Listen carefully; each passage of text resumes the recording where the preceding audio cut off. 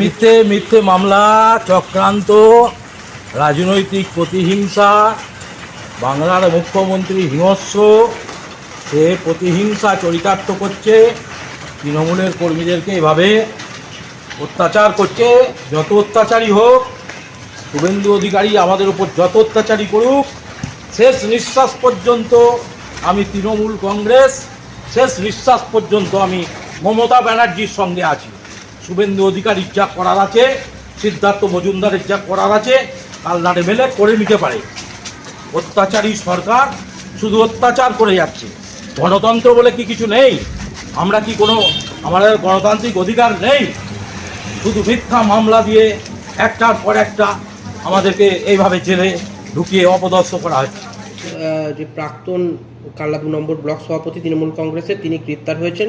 তিনি আদালতে যাওয়ার পথে বলছেন যে মিথ্যা কেস দিয়ে তাকে ফাঁসানো হয়েছে, রাজনৈতিক প্রতিহিংসা। শুভেন্দু অধিকারী এবং কালনার এমএলএ যা করার আছে তিনি করে নিতে পারেন। তিনি তৃণমূলেই আছেন, মমতা বন্দ্যোপাধ্যায়ের সঙ্গে আছেন। কি বলবেন?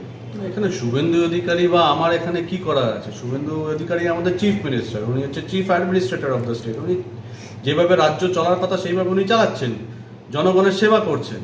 আমি এখানে কালনার সেবা করার চেষ্টা করছি। এখানে আমরা কোথায় ইনভলভ? উনি অনেক কিছুই বলতে পারেন।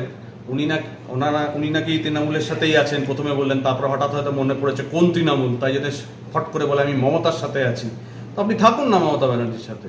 কে আপনাকে বলেছে না থাকতে? আমরা তো বলিনি যে মমতার সাথে থাকলেই আপনার ওপরে কেস হবে বা না থাকলে আপনার উপরে কেস হবে না, এরকম তো কোনো বিষয় নেই। আপনি যা করে গেছেন, এখানে লোককে যেভাবে পিটিয়েছেন, লোককে যেরকম বাড়ি থেকে বের করে দিয়েছেন, জমি দখল করেছেন, সমবায় দুর্নীতি করেছেন, যেভাবে আপনি ত্রাণ নিয়ে ছেলে খেলা করেছেন, যেভাবে আপনি এখানে মার্ডার করিয়েছেন, তো সেগুলো লোকেরা এখন কেস দিচ্ছে। তো আমাদের কি দোষ আছে? কাণ্ডগুলো তো আপনারা করে গেছেন। আপনি তো মমতা ব্যানার্জির সাথে তখনও ছিলেন, এখনও আছেন। মমতা ব্যানার্জি আপনাকে ইনস্ট্রাকশন দিয়েছে এগুলো করতে, আর আপনি করেছেন। এখন লোকেরা সেই সাহসটা পাচ্ছে বিজেপির সরকার আসার পরে, যে আপনারা যে দুর্নীতিগুলো করেছেন বা যা মার্ডার করেছেন বা যাদের হেনস্থা করেছেন, এক্সটর্শন করেছেন, পাবলিক এমবেজলমেন্ট অফ ফান্ডস করেছেন, পাবলিক ফান্ডস, সেগুলোর জন্য তারা এখন যদি কমপ্লেন করে, তো পুলিশ কি আপনাদের মতন আমাদের কথা শুনেই চলবে? তারা তো নিজের হিসাবে চলবে, যেটা আইনের পথে চলবে। আমাদের এখানে বলার কিচ্ছু নেই। একটি ছেলে অভিযোগ করেছে 11 লক্ষ টাকা তার থেকে চাকরি দেওয়ার নাম করে প্রতারণা হয়েছে, এবং সেই মামলায় উনি গ্রেপ্তার হয়েছেন। এই বিষয়ে যদি... হ্যাঁ, একদম ঠিক কথা।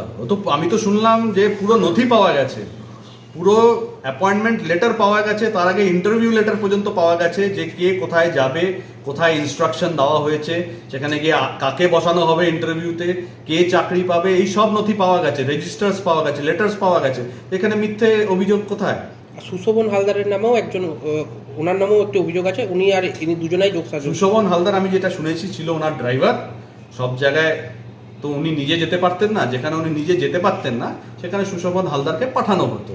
তাকে যা ইনস্ট্রাকশন দিত প্রণব রায়, সুশোভন হালদার সেটা করতো। আর সুশোভনও হয়তো ফাঁক ফোকর পেয়ে নিজেও কিছুটা তুলে নিয়েছে অনেক রকম ধমকি টমকি দিয়ে। তার জন্য তারা এখন তাদের কেস হয়েছে, তারা এখন কেস করছে। লোকেরা, জনগণ যদি কেস করে তো আমরা কি ছেড়ে দেবো নাকি? তবে তারা কি ভেবেছে এটা তো তৃণমূলের সরকার নয়।